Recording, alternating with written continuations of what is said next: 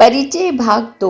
व्यक्ति के जीवन में परेशानियां मूलतः दो कारणों से पैदा होती हैं: विचारों में भ्रम होना तथा अपनी वास्तविक इच्छा हित को न जान पाना। इस उद्देश्य के लिए महत्वपूर्ण कार्य है वे प्राकृतिक तौर तरीके जिनके द्वारा हम अपने उद्देश्य को स्वाभाविक रूप से पा सके। इसी कारण विचारों में स्पष्टता और नैतिकता, ये दोनों बातें एक अमूल्य महत्व रखती है। सभी प्रक्रियाएं, यहाँ तक कि हमारे विचार तथा सोचने की प्रक्रिया की क्षमता भी इन्हीं मजबूत नींवों पर टिकी है। जितनी अधिक विचारों को जांचने की क्षमता होगी उतनी ही जांच शुद्ध होगी। जितना स्वाद शुद्ध होगा उतनी ही नैतिक भावनाएं शुद्ध होंगी। जितनी बुद्धि की क्षमता विनम्रता से भरी होगी उतनी ही भावनाएं अच्छी होंगी। ऐसा होने से मनुष्य का अस्तित्व अधिक शुद्ध तथा गहन हो जाएगा। इसलिए यह विचारधारा हमें असीम आनंद देती है।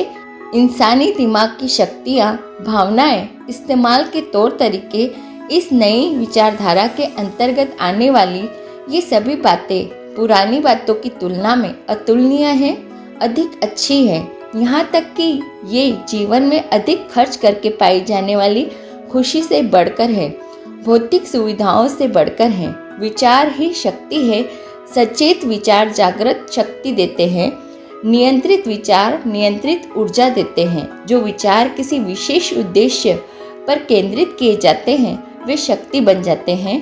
पर ये विचार उन्हीं के लिए संभव है जो गरीबी, असंभव जैसे शब्दों को नकार देते हैं, जो इन्हें कमजोरों की भाषा कहते हैं। इस शक्ति को पहचान कर साधने की क्षमता ऐसे व्यक्ति के अस्तित्व पर निर्भर है जो लगातार अपने शरीर तथा दिमाग से कुछ नया करने का सोचता है, जो हर समय आने वाली चुनौती को सांध कर कुछ उपयोगी करना चाहता है।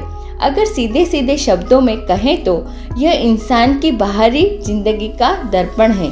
भाग 2 अब वही तरीके समझाता है जिससे यह उद्देश्य पाए जा सके।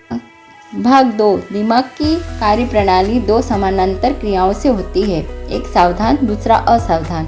श्री डेविडसन का कहना है कि जो व्यक्ति अपनी दिमागी सावधानी से पूरी मानसिक कार्य प्रणाली को जगमगाना चाहता है वह उसके समान है जो कि पूरी दुनिया को एक छोटी मोमबत्ती से जगमगाना चाहता है। मानव के अंदर के विचारों की कार्य प्रणाली एक निश्चितता तथा नियम से ही चलती है तथा इसमें गलती होने की संभावनाओं के होने से यह कार्य असंभव हो जाता है। हमारा दिमाग इस प्रकार से बना है कि वह इस ज्ञान गंगा के लिए हमें तैयार करता है, चाहे हमें इसकी कार्य व्यवस्था का जरा सा भी जानकारी न हो। दिमाग का असतर्क हिस्सा एक दयालु अजनबी की तरह हमारे लाभ के लिए कार्य करता है तथा सिर्फ अच्छी बातें ही पहुंचाता है। इस प्रकार इस पूरी वैचारिक प्रक्रिया का अंतिम लक्ष्य यह स्पष्ट करता है कि मानसिक विचारों के आदान प्रदान की प्रक्रिया का दर्पण यही असतर्क गहन दिमाग है। हमारी दिमागी अंदरूनी शक्ति से बिना किसी कोशिश के भी शेक्सपियर ने यह महान विचार दुनिया को प्रदान किए जो कि साधारण विद्यार्थियों के सतर्क दिमाग से भी छुपे ही रहे। इसी के कारण बीथोवन संसार को महान संगीत दे पाया। जब हम इस सतर्क दिमाग पर नियंत्रण को कम कर देंगे उसी समय से हमारी कार्य क्षमता में आसानी तथा पूर्णता आती जाएगी। उदाहरण के तौर पर पियानो बजाना, स्केटिंग करना आदि ऐसे कार्य हैं जो पूरी तरह से असतर्क दिमाग पर निर्भर हैं।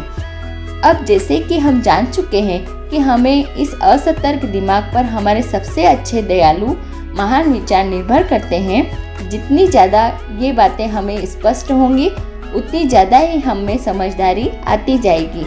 हमारी बुद्धि का उसी प्रकार विकास होता जाएगा। यह असतर्क दिमाग अमूल्य है।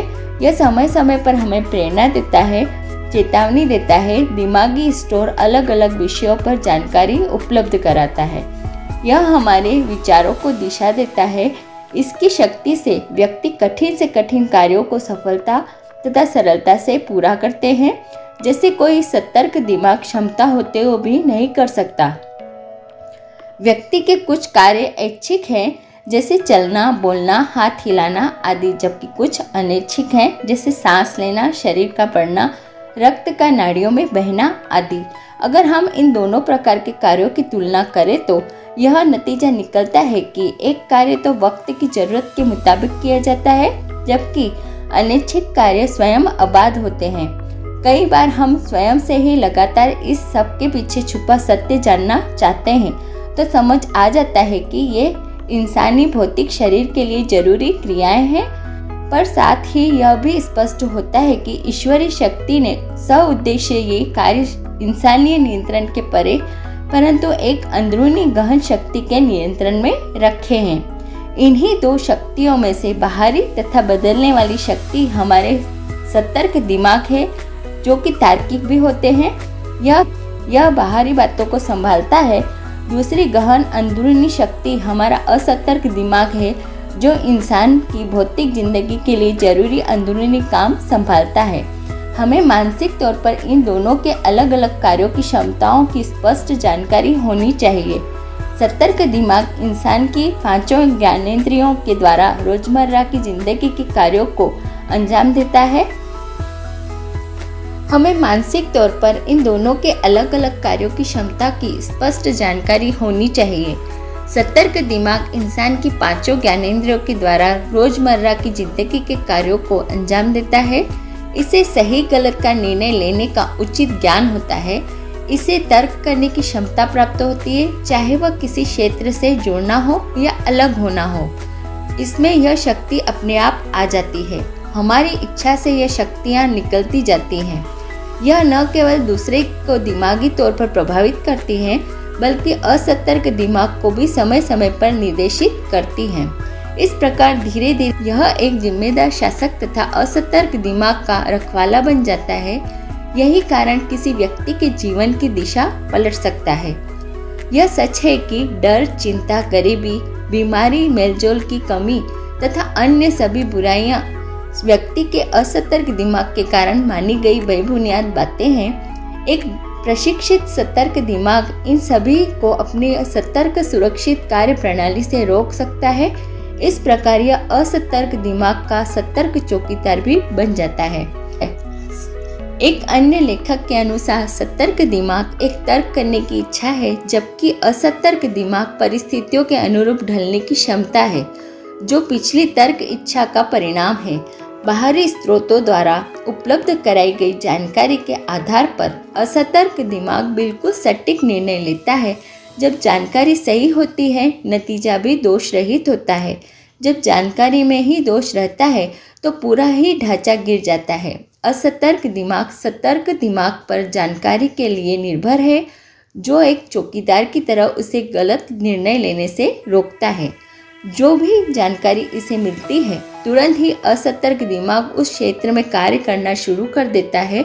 अब यह सतर्क दिमाग की जिम्मेदारी है कि वह जानकारी उचित प्राप्त करता है कि अनुचित। गलत होने पर संपूर्ण कार्य गलत हो जाता है।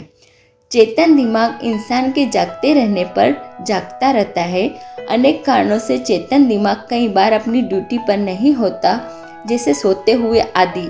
ऐसे में भी अर्ध चेतन दिमाग कार्य करता रहता है। इसकी ड्यूटी कभी खत्म नहीं होती।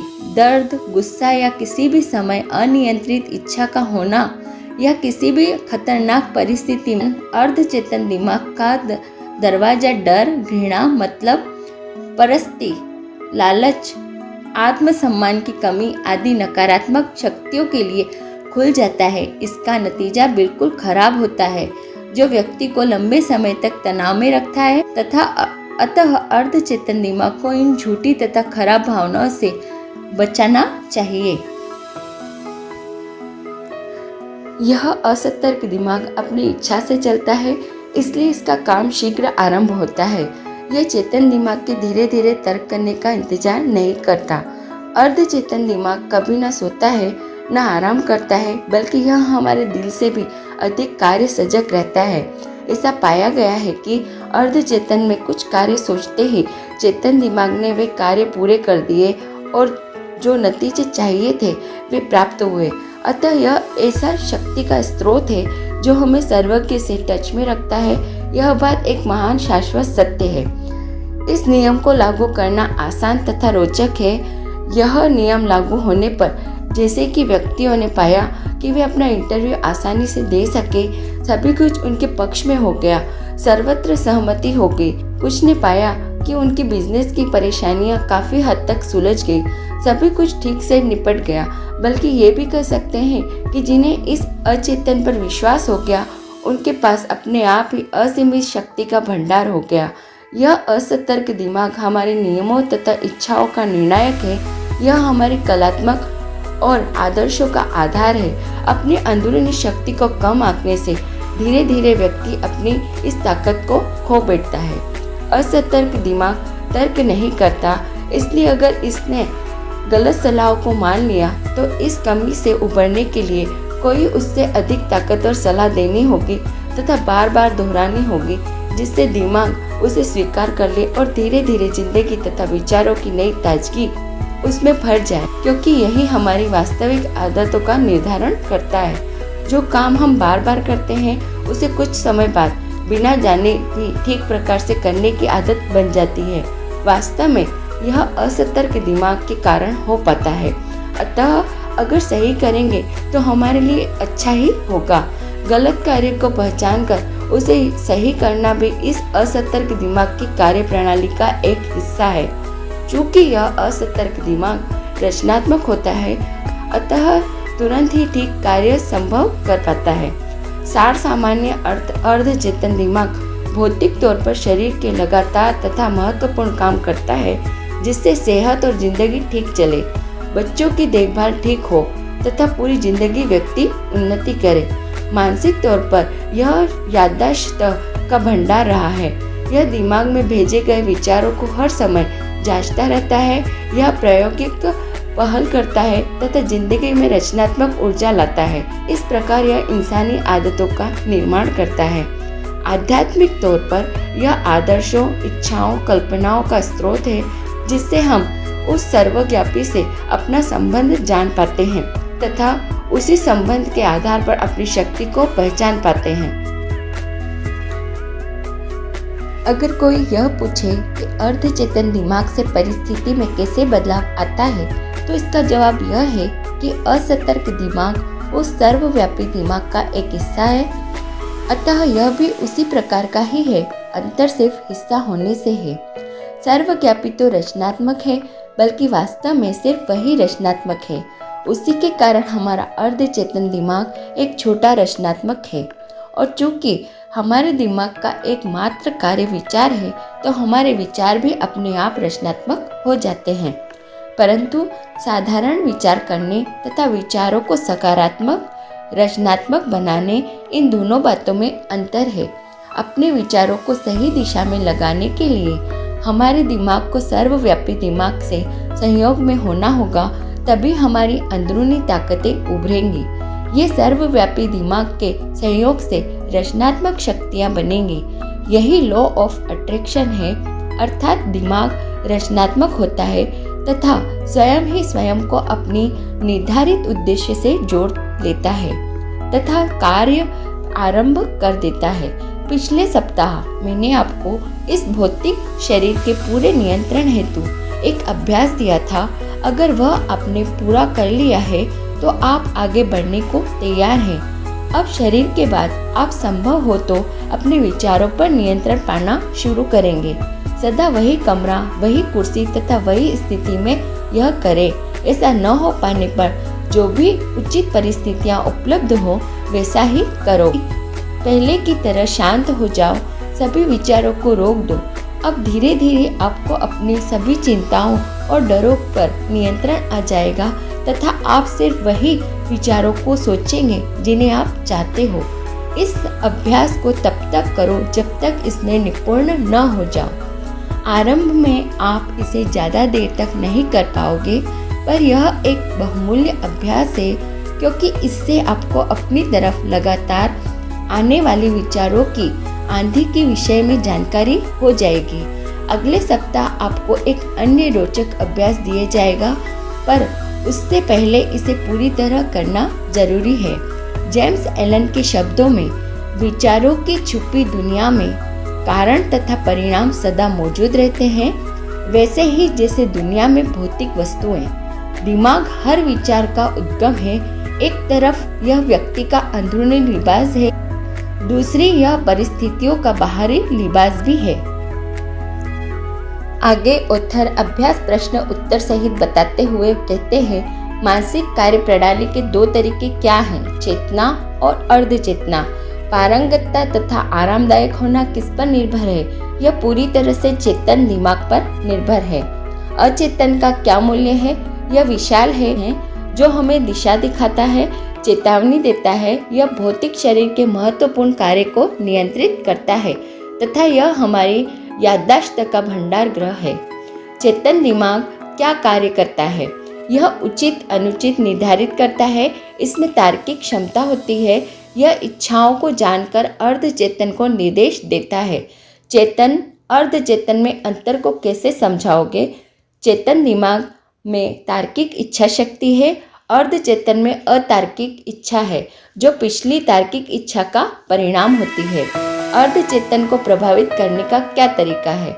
इच्छित मानसिक शक्तियों को पाना। इसका नतीजा क्या होगा? अगर महान सर्वव्यापी की गतिविधियों के साथ व्यक्ति की इच्छा का सहयोग हो जाता है तो सभी को अर्ध चेतन शक्तियों के सहयोग से इच्छित नतीजे की प्राप्ति होती है। इस नियम को लागू करने का क्या नतीजा है? उचित माहौल मिलने पर मौजूदा मानसिक परिस्थितियां बदल जाती हैं, चाहे वह दिमागी तौर पर कैसी भी हो। इस नियम का नाम क्या है? Law of attraction. यह नियम क्या समझाता है? विचार रचनात्मक होते हैं तथा स्वयं ही स्वयं को अपने इच्छित उद्देश्य से जोड़ लेते हैं तथा कार्य आरंभ करके उचित नतीजों पर पहुंचा देते हैं।